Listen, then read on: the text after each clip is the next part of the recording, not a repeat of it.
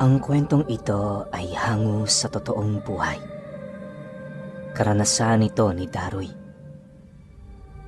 Taong 1991, Kulambugan, Lanao del Norte.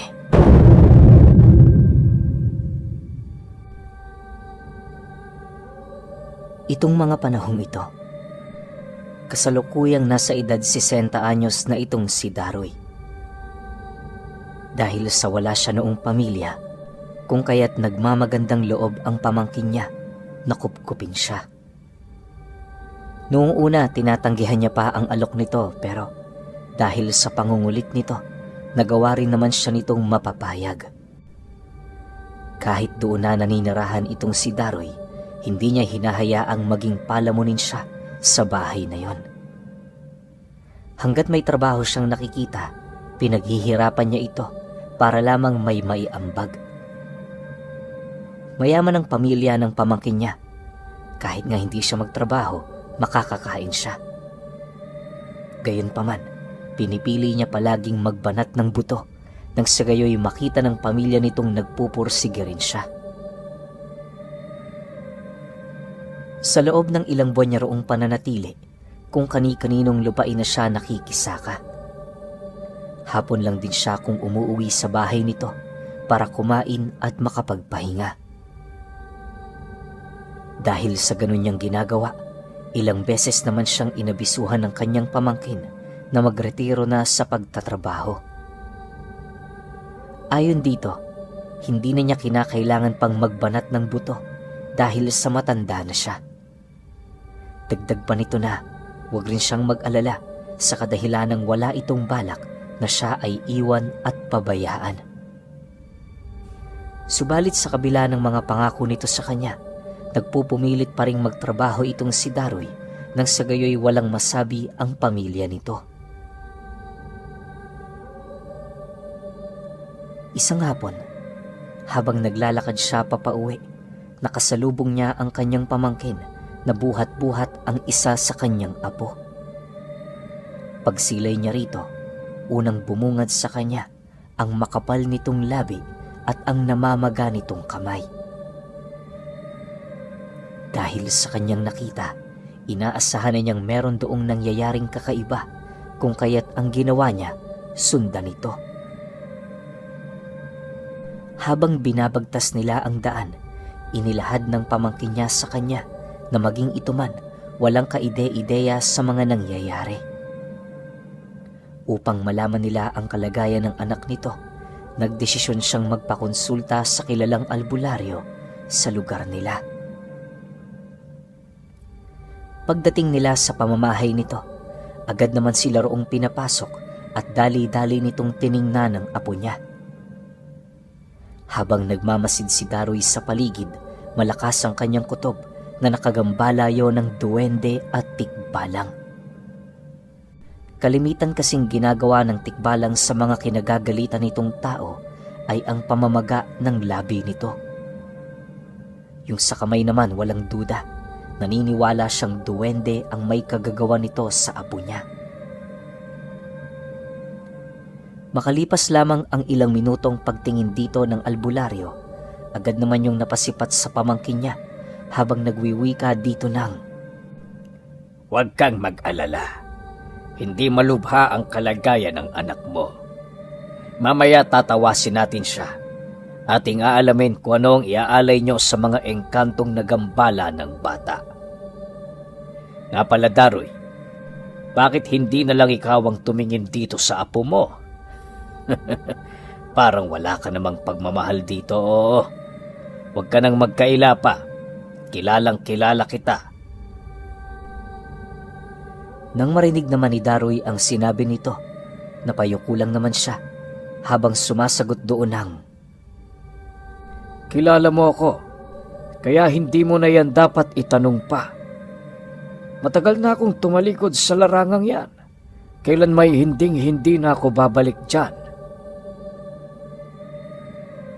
Dahil sa kanyang sinabi, napatawa lang naman ang albularyong yon na para bang hindi ito lubos makapaniwala sa mga bagay na kanyang inilahad. Maya-maya pa, Inabisuhan siya nitong babalik at babalik siya sa larangang yon sa kadahilanang yun na ang nakatadhana para sa kanya. Bago pa man humaba ang kanilang usapan, nagpaalam na siya sa pamangkin niya na sa labas na lamang siya maghihintay. Matapos naman itong marinig ng albularyo, muli itong nagsalita sa kanya ng tungkol sa larangang matagal na niyang kinalimutan.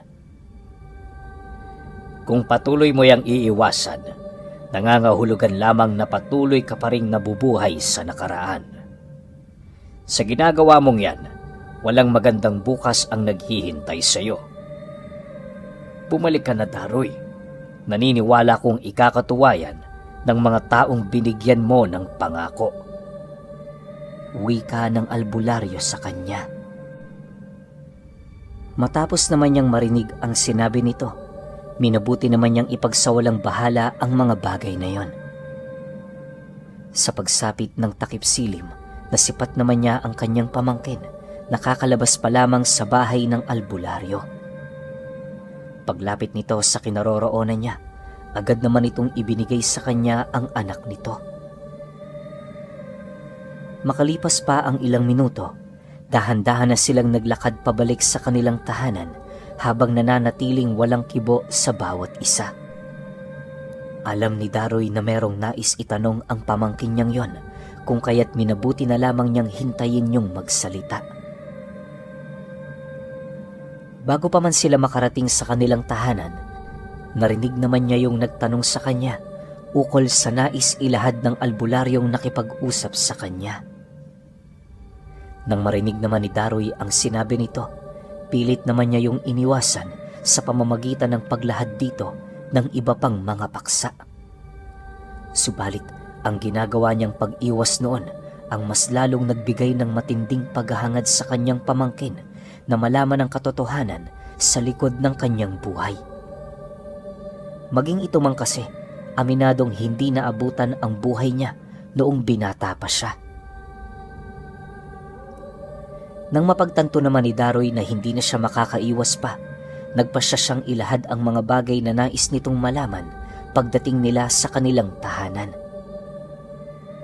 Dahil sa kanyang sinabi, doon pa lamang siya nito tinantanan. Maya-maya pa, nang marating na nila ang bahay, agad naman nilang niratay ang apo niya sa silid ng mga magulang nito. Matapos niya yung gawin, dali-dali naman siyang bumalik sa sala kung saan naroon ang pamangkin niya. Pag-upo niya sa harapan nito, unang bumungad sa kanya ay ang pagmumukha nitong animoy hindi na makapaghintay. Pagkaraan pa ng ilang minutong pagtitigan nila, doon na naglakas loob si Daroy na ilahad ang mga bagay-bagay. Ayon sa kanya, ipinanganak siya ng isang agimatero di kalayuan sa baryong yon. Lumaki siyang isang masayang bata at hindi naglaon nang tumungtong na siya sa tamang edad. Kinasihan siya ng kanyang ama na magmana ng lihim nitong karunungang dinadala. Sa edad niyang 18 anyos noon, nagkaroon na siya ng kasintahan kung saan isang taon lang ang lumipas, nagbunga naman ang kanilang pagmamahalan. Subalit lingid sa kaalaman ni Daroy na ang karunungang dinadala niya ay ang magbibigay pala ng sumpa at ang magpapahamak sa kanyang pamilya. Magmula kasi noong iwan siya ng kanyang ama, doon na nagsimula ang malas ng kanyang buhay. Hindi niya mawari noon pero kahit anong gawin niya, para siyang sinusunda ng malas. Naging malakas naman ang panata niya sa kanyang lihim na karunungan na dinadala, pero hindi yun sapat para tuluyan siyang makawala sa ganoong sitwasyon. Sa loob ng ilang taon, nagtiis si Daroy at ang kanyang asawa. Kahit wala na sila noong makain, patuloy pa rin ang pag-iintindi nila sa bawat isa. Ni minsan, hindi niya rin nakita sa mukha ng asawa niyang yon ang pagsuko sa kanilang sitwasyon. Kahit mahirap sila, masaya pa rin ito. Ganon din ang mga anak niya. Dagdag pa niya na naging kontento siya sa ganoong kalagayan nila, pero Nang akmang inuunti-unti na niya ang pagtalikod sa karunungan niya, mas lalo pa silang nalagay sa hindi kaaya-ayang sitwasyon. Dahil sa pagtalikod na kanyang ginawa, ang buong pamilya niya tuluyang nawala sa kanya. Matapos mamatay ang mga ito dahil sa isang karamdaman, ipinangako roon ni Daroy na habang buhay niyang papasanin ang pagsisising yon. Habang inililibing niya ang mga ito, isa-isa niyang kinalas sa kanyang katawan ang lahat ng agimat na kanyang ibinaon doon. Ang iilan sa mga agimat na yon, nilimusan ng iilang mga albularyo, kabilang na yung mga matandang tumingin sa kanyang apo. Magmula noong nangyari ang insidente, lumipat siya sa baryo ng pinsan niya, kung saan yun naman ang ama ng pamangkin niya. Doon ay naging magkatuwang sila sa trabaho hanggang sa namatay yon dahil sa komplikasyon sa katawan buhat sa labis na pag-iinom. Ayon pa kay Daroy na ang kaginhawaang tinatamasa ng kanyang pamangkin ay ang bunga ng pinaghirapan ng ama nito. Sa pagpapatuloy ng kanilang pag-uusap, naunawaan naman ng pamangkin niya kung gaano kabigat ang pasakit na pilit nitong dinadala. Sa pakikinig nito sa kanyang istorya, halos hindi nito mapigilang umiyak buhat sa hirap na kanyang pinagdaanan. Labis din yung humanga sa kanya, gawa ng magmula noong namatay ang asawa nito, hindi na siya naghanap pa ng iba. Matapos naman niyang mailahad ang kanyang istorya, tinanong siya ng pamangkin niya kung kaya pa ba niyang bumalik sa larangang kanyang tinalikuran. Nang marinig naman ni Daroy ang sinabi nito, tumangulang naman siya habang sumasagot doon ng, Kahit anong oras kayang-kaya kong bumalik. Ang inaalala ko lang, baka manumbalik na naman ang kamalasang minsan kong tinangan. Alam kong iisa lang ang paraan para maalis ito, at yun ay kalimutan ko ang lahat-lahat. Matapos naman yung marinig ng kanyang pamangkin, inabisuhan siya nitong magpatingin sa isang albularyo. Naniniwala kasi ito, walang malas sa karunungan, basta ba'y nahahana yon sa kapangyarihan ng Diyos. Dagdag pa nito na, maaaring kaya niya naranasan ang bagay na yon dahil sa mga demonyong palihim siyang tinamna ng kung ano-ano. Nang marinig naman ito ni Daroy, bigla namang nanlaki ang kanyang mga mata matapos na sumagi sa isipan niya ang tungkol sa isang matandang kuno-kunong aswang sa lugar nila noon. Tandang-tanda niya pa na tuwing dumaraan siya sa bahay nito kasama ang kanyang ama, palagi siya nitong pinagmamasdan. Hindi inaalis ng matandang yon ang paningin nito sa kanya hanggat hindi sila nakakalayo sa tahanan nito. Dahil sa pangitaing yon, agad naman siya roong nagpaalam na tutungo siya sa bahay ng albularyo para magpatingin. Habang binabagtas niya ang daan, pinaghalong galit at puot ang kanyang naramdaman, gawa ng sa loob ng ilang taon, sinisi niya ang kanyang sarili ukol sa mga bagay na nangyari sa kanyang pamilya. Pagdating niya sa bahay ng albularyo, nadatna naman niya yung nananabako sa labas ng bahay nito. Nang masipat naman siya nitong naglalakad papalapit, agad naman itong itinigil ang kasalukuyan nitong ginagawa upang magawa nitong malaman ang kanyang pakay. Sa pagharap nilang dalawa, isang bagay lamang ang inilahad niya rito, at yon ay ang kagustuhan niyang magpatawas. Nang marinig naman ito ng albularyo, hindi naman yun tumutol sa nais niyang mangyari. Pagpasok nila sa loob ng bahay nito, agad naman siya nitong tinalukbungan ng telang itim habang inuusalan. Matapos siyan, tinanong siya nito kung bakit nais niyang magpatawas, na siya namang agad niyang sinagot ng, Marami ang bumabagabag sa isipan ko. Nais kong malaman kung meron bang nagtanim ng kung anong bagay sa katawan ko. Pakiusap, kung may nalalaman ka, Huwag kang magdalawang isip na sabihin ito sa akin. Dahil sa kanyang sinabi, agad namang inumpisahan ng albularyo ang nais niyang mangyari. Makalipas lamang ang ilang minutong pagtatawas, doon na pag-alaman ng albularyo ang tungkol sa isang bagay na nagkukubli sa kanyang sistema. Hindi mawari ng matanda kung ano ito, pero naniniwala siya hindi ito normal para sa katawan ni Daroy. Upang mailabas ang bagay na yon, pinainom siya nito ng langis na may mga usal. Halos magdadalawang garapon din ang kanyang naubos noon hanggang sa dumating ang puntong nakaramdam na siya ng labis na pagsusuka. Maya-maya pa, doon bumungad sa kanila ang isang uri ng papel na kulay itim na merong sinulid na nakatali rito. Sa estado ng papel na yon, parang hindi ito basta-bastang nababasa ng anumang uri ng likido. Ang labis pa noong ikinagulat ni Daroy ay noong buklatin nila ito. Doon bumungad sa kanila ang petsa kung kailan ito ginawa, ang mga sumpang isinulat rito ng kung sinong nilalang na may galit sa kanya, at ang hula sa kung ano ang mangyayari pagkaraan na tanganin niya ang bagay na yon. Nang mabasa niya roon ang pagkamatay ng kanyang pamilya, doon niya nakumpirma na ang nilalang na may gawa nito ay yung matandang palaging nagmamasid sa kanya noong bata pa siya.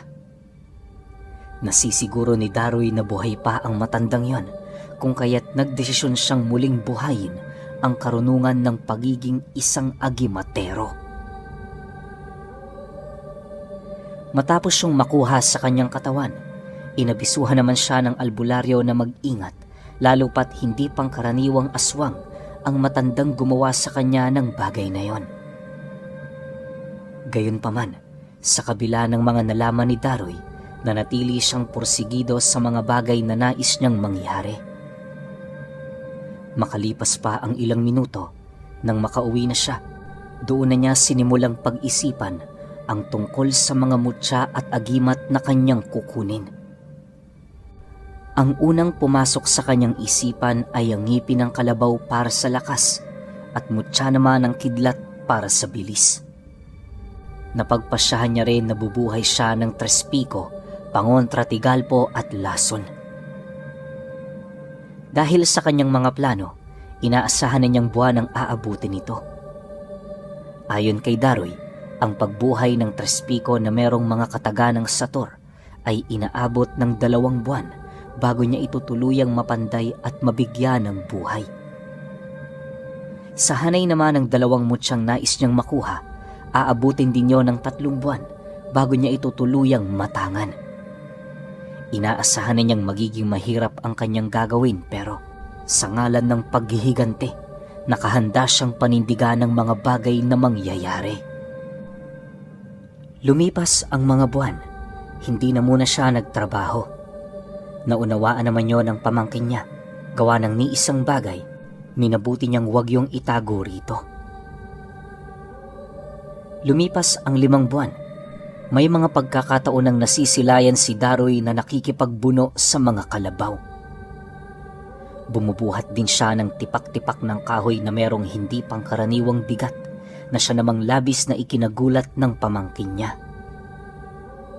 Kapag may libreng oras din ang albularyong tumutulong sa kanya, nagduduelo silang 2 upang subukin ang kanyang lakas. Nang mapagtanto niyang sapat na ang kanyang lakas na tinatangan, doon na siya nagpaalam sa kanyang pamangkin. Inilahad niya rito ang maaaring mangyari sa kanyang pag-uwi at ang posibilidad na maaaring hindi na siya makabalik ng buhay. Matapos naman itong malaman ng kanyang nais, hindi naman yon tumutol.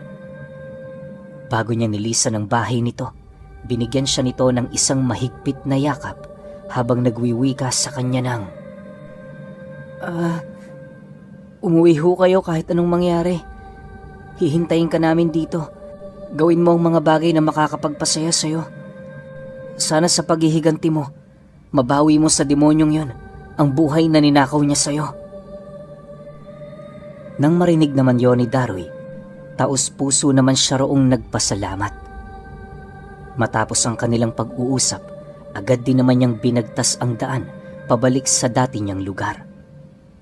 Halos inabot din siya ng 5 oras sa paglalakad hanggang sa dumating ang puntong narating na niya ito. Habang nagmamasid siya sa paligid, isang bahay lamang ang kanyang hinanap. Nang masipat niya ang pamilya ng matandang yon, agad naman niya yung pinagmasdan. Sa pagsapit ng hating gabi, pasimpleng lumapit naman dito si Daroy. Nang mapansin niyang bukas ang likurang pintuan ng bahay na yon, dali-dali naman niya yung pinasok. Habang dahan-dahan siyang naglalakad, nakahanda naman ang kanyang tabak sa kahit na sinong nilalang na magtangkang pumigil sa kanya. Maya-maya pa, pagdating niya sa may kusina, doon niya nasipat ang isang hubot-hubad na babae na naglalagay ng langis sa katawan nito. Pagtitig nito sa kanya, agad naman niyang hinawakan ng bunganga nito, sabay unday ng kanyang tabak sa dibdib nito. Sa sobrang bilis ng pagkakapaslang ni Daroy sa nilalang na yon, hindi na ito nagkaroon pa ng pagkakataon para sumigaw. Matapos niya yung maisakatuparan, agad naman siyang umusad patungo sa isang silid na pinagdududahan niyang silid ng matanda. Inaasahan na rin niya kasing wala na yung kakayahang maghanap ng pagkain sa kadahilanang masyado ng marupok ang katawan ng taong ito. Isipin ninyo, binata pa lang si Daroy, matanda na ito. Habang dahan-dahan niyang binubuksan ang pinto ng silid, maigi naman niyang pinakikiramdaman ng buong paligid, gawa ng nasisiguro niya, hindi lang babae ang naroon noon sa bahay na yon. Pagsilay niya sa loob nito, doon niya nakita ang matandang lalaking may nanlilisik na mga mata na kanina pa palang nakatitig sa kanya. Nang akmang tatayo na ito, bigla naman niya yung sinunggaban at walang habas na kinaladkad sa loob ng silid. Matapos niya yung gawin, walang sawa niya yung pinagsasasapak hanggang sa tuluyan ng hindi mamukaan ang nilalang na yon. Subalit, sa kabila ng pinsala nitong natamo, patuloy pa rin yung nakangisi sa kanya habang nagwiwika ng, Malapit na rin akong mamatay, Daroy. Gawin mo kung anong makapagpapasaya sa kaluluwa mo. Pero sinasabi ko sa'yo, mapatay mo man ako, hindi na mababago ang lahat ng nangyari sa buhay mo. Hindi sapat ang kamatayan ng katawang lupa ko para mapagbayaran ang habang buhay mong pagsisisi. Dahil sa sinabi nito, mas lalo pang napuno ng galit ang kanyang puso. Sa puntong yon, pumasok sa kanyang isipan na para makapaghigante, kinakailangan niya ring lipulin ang mga natitirang kamag-anak ng matanda. At para maisakatuparan niya ang bagay na yon, kinakailangan niya itong dukutin at dalhin sa isang lugar kung saan nila gaganapin ang huling labanan. Noon ding mismong gabi, kinaladkad niya ang matanda habang patuloy niyang ikinakalat ang presensya nito sa paligid. Pagdating niya sa isang patag na lugar, ipinako niya yon sa isang kahoy at mula roon, matyaga siyang naghihintay. Ilang minuto lang ang lumipas, doon na niya nasilayan ang pagsidatingan ng kalahi ng matanda. Sa puntong yon, walang habas naman niya yung sinugod at pilit pinagtatataga. Hindi niya na yun binigyan pa ng pagkakataong makalaban sa kadahilan ng hangad niya ring iparanas sa nilalang na yon ang halos ilang dekada niyang pagsisisi. Dahil sa tangan niyang mutya, wala namang nagawa ang mga kamag-anak ng matanda kundi ang mamatay sa kanyang mga kamay. Nang iharap niya sa matandang yon ang bangkay ng mga ito, seryoso naman niya yung pinagmasdan kung saan doon din niya nasilayan ang nararamdaman nitong galit para sa kanya.